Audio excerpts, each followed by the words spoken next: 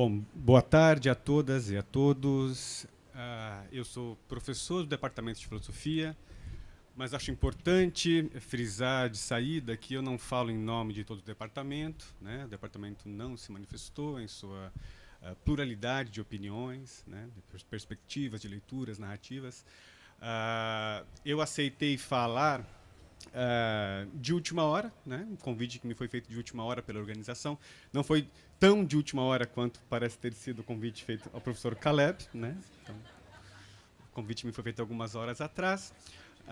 Eu concordo com o que foi dito anteriormente. Eu acho que nós temos sim uma pauta comum, que é a pauta do aprofundamento, né, e a radicalização da democracia, né? Uma democracia que não deve ser pensada apenas como uma democracia naquilo que se refere aos instrumentos de participação política oficial, os instrumentos de representatividade, né? Mas uma democracia que se instaura e se desenvolve no seio da sociedade civil. Então, respeitando a diversidade de opiniões, diversidade de leituras, né, que deve ser dos elementos fundamentais dessa radicalização democrática, eu insisto aqui de saída que falo, não em nome do departamento, mas exponho algumas percepções pessoais sobre os problemas que temos passado. Bom,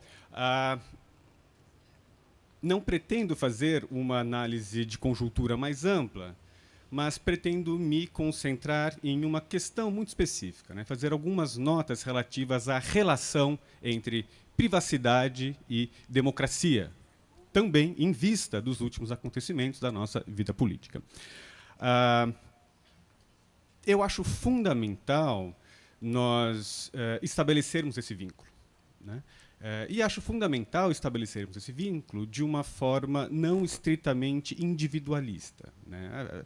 Esfera privada, os direitos subjetivos privados existem não simplesmente para proteger o indivíduo, né? Não simplesmente para proteger uma imagem normativa de uma individualidade deslocada do convívio social, né? A esfera privada não é uma esfera do isolamento, a esfera privada não é uma ilha deserta.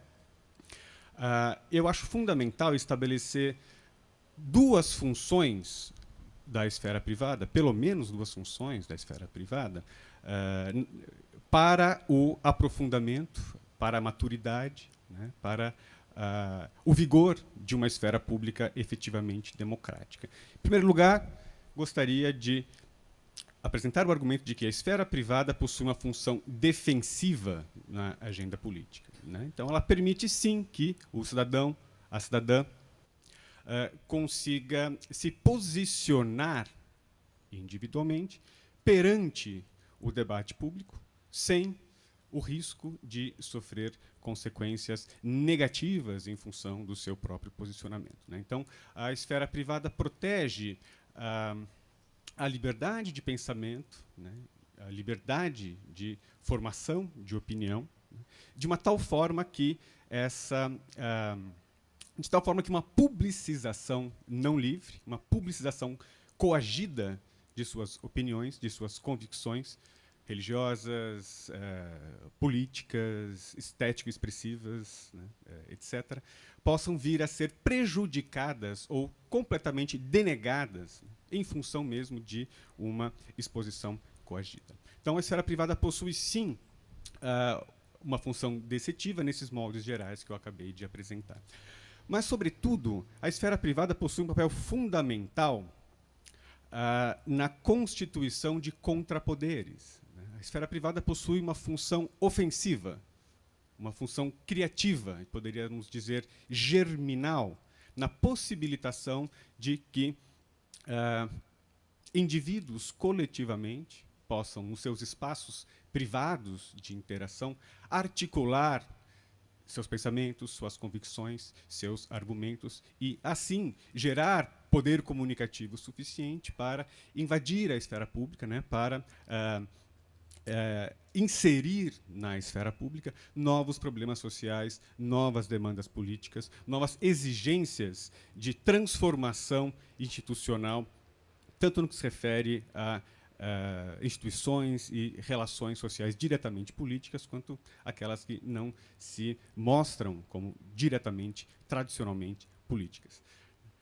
A esfera privada, então, tal como estou defendendo aqui, possui um papel de resistência contra os poderes normalizadores, né, e possibilita a geração, né, as primeiras elaborações sociais de um contrapoder direcionado, né, contra os modos normalizantes de exercício do poder, né, contra as opiniões hegemônicas e assim por diante. Bom, quais seriam os riscos, então, de uma supressão da privacidade?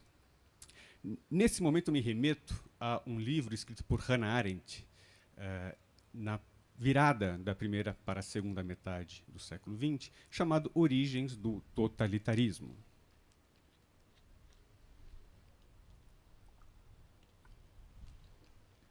Hannah Arendt ali nos diz que o poder totalitário não se instaura apenas pelo controle da esfera pública, né? Não se instaura apenas pela eliminação da oposição política, não se instaura apenas pela eliminação da diversidade no debate público, né? O poder totalitário exige um instrumento político adicional, que se dá justamente com a supressão da esfera privada. Como isso acontece na Alemanha nazista? No stalinismo soviético, segundo Hannah Arendt, é a partir de uma estratégia política fundamental, que é a instauração da polícia secreta.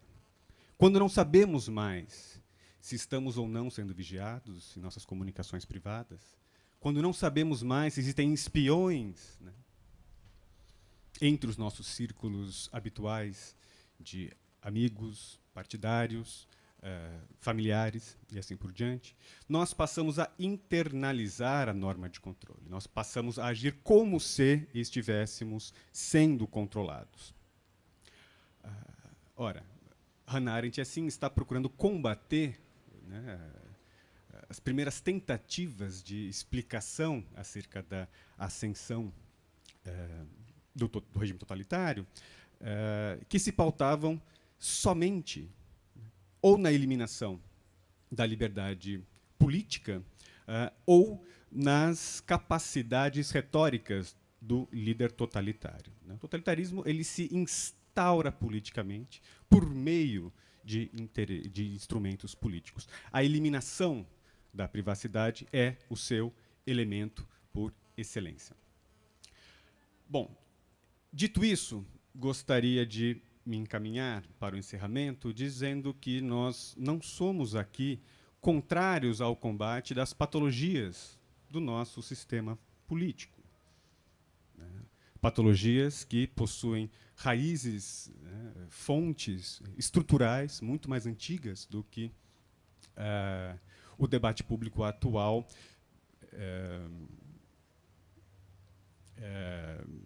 julga admitir. Gostaria de dizer, né, encerrando, que somos contrários à tentativa de derrubada de um governo democraticamente eleito por meio de uma retórica que nos fala em reinstauração da legalidade, mas que desrespeita garantias legais elementares ligadas aos direitos de privacidade, como o sigilo telefônico e de correspondência, o direito à autoexposição não coagida e a incolumidade do indivíduo. Lutamos contra a utilização seletiva e manipulatória do Poder Judiciário, que acontece não apenas hoje, mais uma vez, né, mas que acompanha o cotidiano do nosso Estado de Direito. E, sobretudo, lutamos contra a instauração de um debate público estéril e unilateral, que oculta suas verdadeiras razões, argumentos e finalidades, e que promete, no futuro, blindar a agenda democrática a questões que emergem da sociedade civil a favor da igualdade material, racial e de gênero, da diversidade sexual e da liberdade de fé religiosa, entre outras tantas questões que demoraram tanto tempo para saírem dos ambientes meramente privados da sociedade civil e passaram a se instaurar no centro da nossa agenda política decisória. Muito obrigado.